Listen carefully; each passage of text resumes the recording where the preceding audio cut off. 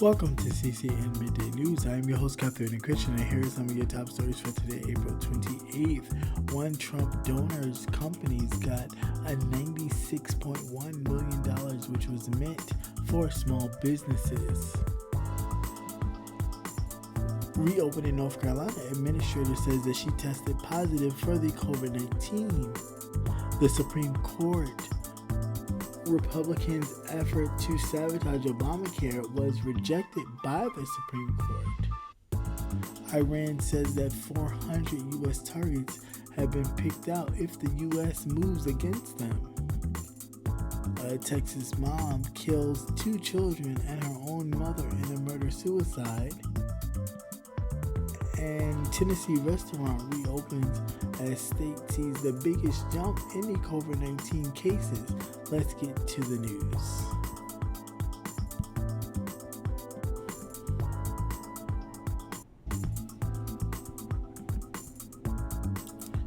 Last week, Congress voted to replenish Payback Protection Programs, otherwise known as PPP, a relief package meant to help small businesses keep paying employees through the coronavirus outbreak.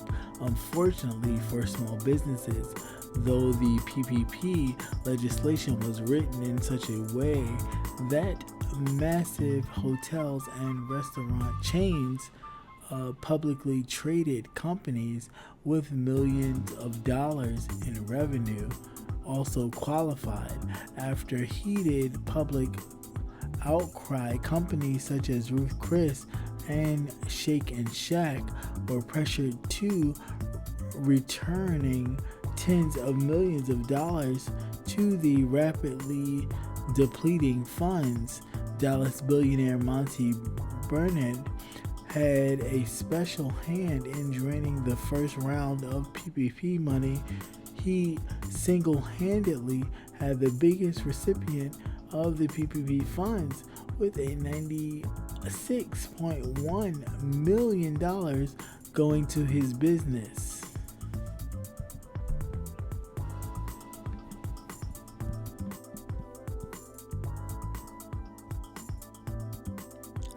An administrator for the Reopen North Carolina Facebook page confirmed that she was tested positive for the COVID-19 and recently finished up her quarantine. Andrea Whitlock said that she had ended her 14-day quarantine on April 23rd. When asked the ABC 11, she wouldn't say whether she had been tested to determine whether she had still had the virus. In a Facebook post on the Reopen North Carolina page, which has been since apparently deleted, Whitlock had said that she was asymptomatic. Reopen North Carolina held a protest outside of the North Carolina General Assembly on April 21st. ABC 11 estimated a crowd of about the size of 300 people, and though many were not following the social distancing guidelines required under the governor's ruling, it was unclear if this time whether Whitlock attended the April 21st protest or whether she was involved in organizing the event.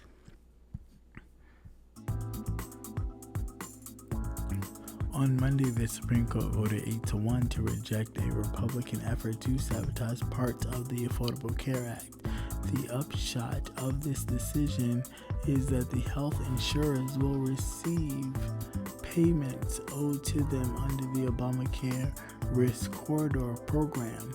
Justice Sonia Sotomayor, a minority opinion in the Maine Community Health Options and the United States, replied on a principle as old as the nation itself.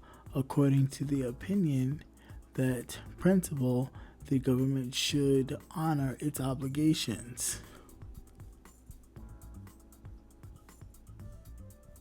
The vote in the Maine community was not close. 8 justices joined all or nearly all of Sotomayor's opinions, leaving Justice Samuel in a lonely dissent. That a bit of a surprise outcome given what was at stake in the case, which involved a $12 billion Republican scheme to sabotage Obamacare.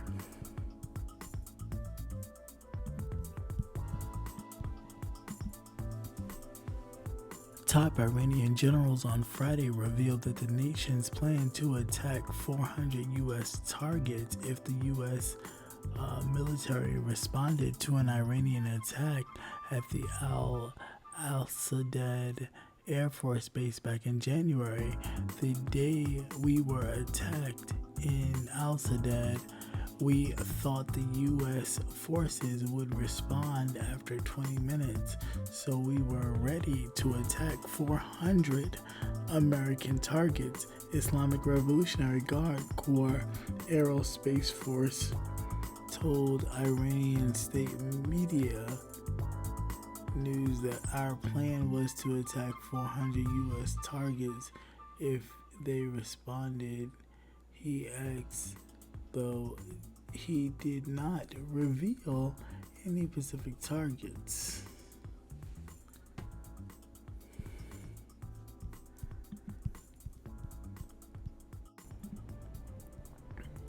A Texas mom killed her 2 young children and her own mother before turning the gun on herself, police say. The bodies of the 38-year-old woman and 3-year-old son and her 5-year-old daughter and her 68-year-old mother were all discovered by the children's father on Monday morning. The couple were separated and the father had recently won custody of both children. She very recently lost custody of her 2 children, the San Antonio Police Chief William McInnes told KSAT. She killed both children, her mother, and then herself. Police have not yet been able to determine when the shootings happened. Police Chief McInnes said the father had been trying to get in contact with his estranged wife, but was unable to. He arrived at the apartment around 8:30 a.m. and peeking through the cracks of the blinds at the rear of the home, he made a gruesome discovery. Restaurants across Tennessee are able to welcome dine-in customers effective Monday for the first time in nearly a month as the state eases restrictions placed to help stem the spread of the coronavirus.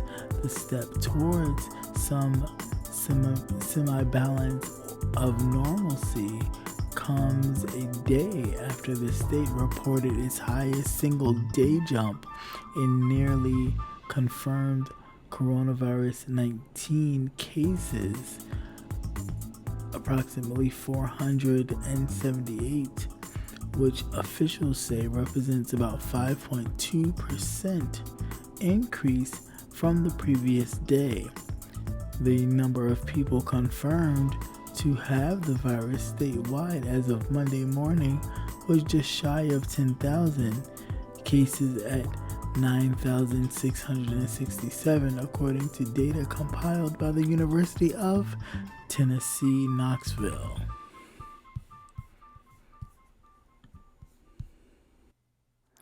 Once again, thank you for watching CCN Midday News. Hope you enjoy. Please like, share, and subscribe. Also hit that notification button so you will never miss another news update. Have a great day. Peace.